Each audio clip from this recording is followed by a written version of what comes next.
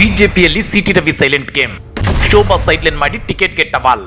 ಶೋಭಾ ಬೆನ್ನಿಗೆ ಮಾಜಿ CM BSY. City ರವಿಗೆ ಮತ್ತೆ ನಿರಾಸೆ, ಖೇಲ್ ಖತಮ್.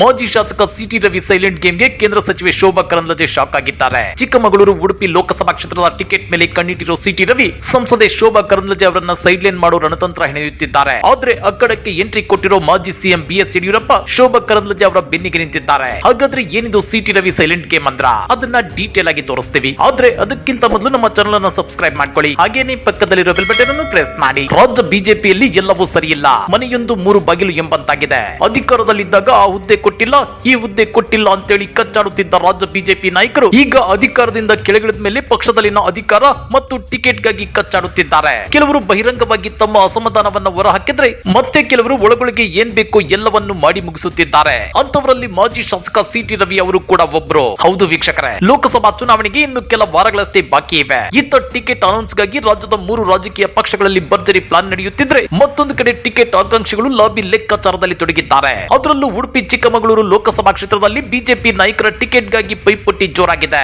ಈ ಮಧ್ಯೆ ಬಿಜೆಪಿ ಕಾರ್ಯಕರ್ತರ ಒಂದು ಬಣ ಶೋಭಾ ಹಟಾವೋ ಬಿಜೆಪಿ ಬಚಾವೋ ಅಭಿಯಾನ ತೀವ್ರಗೊಳಿಸಿದೆ. ಹೀಗಾಗಿ ಮಾಜಿ ಸಿಎಂ ಬಿಎಸ್ ಯಡಿಯೂರಪ್ಪ ಅಕ್ಕಡಕ್ಕೆ ಎಂಟ್ರಿ ಕೊಟ್ಟಿದ್ದಾರೆ. ಯಡಿಯೂರಪ್ಪ ಇವತ್ತು ದಿಢೀರ್ ಚಿಕ್ಕಮಗಳೂರಿಗೆ ಭೇಟಿ ನೀಡಿ ಬಿಜೆಪಿ ನಾಯಕರ ಜೊತೆ ಸಭೆ ನಡೆಸಿದ್ದಾರೆ. ಅಲ್ಲದೆ ಈ ಬಾರಿಯೂ ಸಹ ಶೋಭಾ ಕರಂದ್ಲಾಜೆ ಅವರಿಗೆ ಟಿಕೆಟ್ ನೀಡುವ ಭರವಸೆ ನೀಡಿದ್ದಾರೆ. ಆ ಮೂಲಕ ಶೋಭಾ ಕರಂದ್ಲಾಜೆ ಅವರ ವಿರೋಧಿ ಬಣಕ್ಕೆ ಶಾಕ್ ಕೊಟ್ಟಿದ್ದಾರೆ. ನಿಮ್ಗೆ ಗೊತ್ತಿರಲಿ, ಚಿಕ್ಕಮಗಳೂರು ಉಡುಪಿ ಲೋಕಸಭಾ ಕ್ಷೇತ್ರದ ಬಿಜೆಪಿ ಟಿಕೆಟ್ ಗಾಗಿ ಬಿಜೆಪಿ ಪಕ್ಷದಲ್ಲಿ ಭಾರಿ ಪೈಪೋಟಿ ನಡೆಯುತ್ತಿದೆ. ಅದರಲ್ಲೂ ಮುಖ್ಯವಾಗಿ ಕೇಂದ್ರ ಸಚಿವೆ ಶೋಭಾ ಕರಂದ್ಲಾಜೆ ಹಾಗೂ ಮಾಜಿ ಶಾಸಕ ಸಿಟಿ ರವಿ ಬಣಗಳ ನಡುವೆ ಸಂಘರ್ಷ ತಾರಕಕ್ಕೇರಿದೆ. ಶೋಭಾ ಕರಂದ್ಲಾಜೆ ವಿರುದ್ಧ ಗೋ ಬ್ಯಾಕ್ ಶೋಭಾ ಅಭಿಯಾನದ ಮುಂದುವರೆದ ಭಾಗವಾಗಿ ಇದೀಗ ಹಟಾವೋ ಅಭಿಯಾನ ಆರಂಭಗೊಂಡಿದೆ.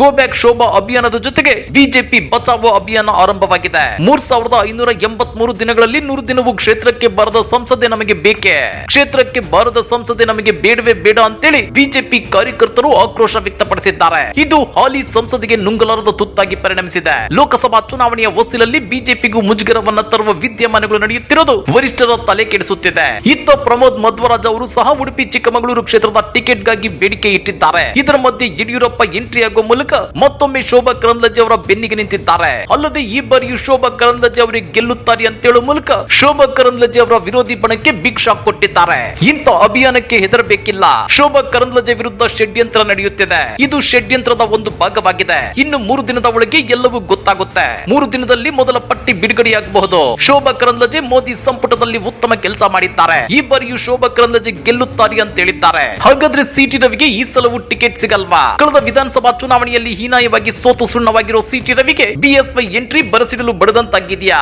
City Ravi silent game BSY ಮತ್ತು ಬಿವೈ ವಿಜಯೇಂದ್ರ ಅವರ ಗಮನಕ್ಕೆ ಬಂದಿದೆಯಾ?